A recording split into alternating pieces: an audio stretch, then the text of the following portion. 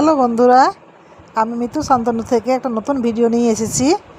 তো ভিডিওটা হচ্ছে যে আমি ভোরবেলায় বলেছিল, রাতেই আমি বলে রেখেছি আমি ছট পূজা দেখবো, কিন্তু ভোরবেলা যখন বেরিয়ে হবে আমাদের বাড়ির সামনে দিয়ে আমি এমন ঘুমাই গেছি, যখন চলে গেছে আমাদের ঘর থেকে বেরিয়ে তখন আমার ঘুম ভেঙে গেছে।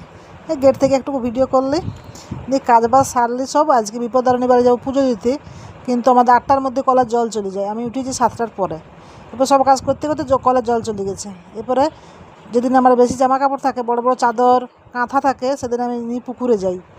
সব কিছু কাজ সারে নিয়ে পুকুরে জামা কাপড়গুলো কাচা ধোয়া করেছি, তাহলে অনেকটাই টাইম লেগেছে। আমার অনেকগুলো জামা কাপড় ছিল, আর আমাদের ট্যাঙ্কের কলের জল মানে পাইপগুলো আটকে গেছে, জলে এত কষ আমাদের, তার জন্যে পুকুরেই যাই আমি বেশিরভাগ দিন, যেদিন বেশি জামা কাপড় থাকে। কাচা ধোয়া করে নিয়ে আর যে ঘরে এসে স্নান করলাম, জামা কাপড়গুলো ঘরের জলে এসে ধুয়ে নিলাম, আবার দিয়ে স্নান করে রেডি হচ্ছি, আমরা বিপদদারিণী বাড়ি যাব। আর ওর বাবাকে বলেছি, মানে আমার বরকে বলেছি যে আমাদেরকে একটুকু তুমি নিয়ে যাবে, তুমি তো বাজার যাবে, আমাদেরকে একটু মন্দিরের গেটে নামান দিবে।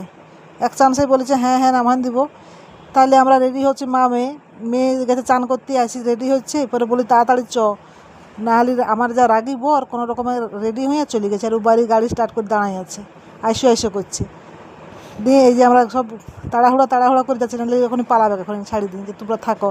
ওর বেরোনোর তাড়া ছিল, ও বেরিয়ে হবে 2টার সময়, আসি আমাকে তো আবার রান্নাবান্নাও করতে হবে। এরপরে একটা গাড়িয়ে 3জন চাপি কোনো রকমে আমরা গেলাম।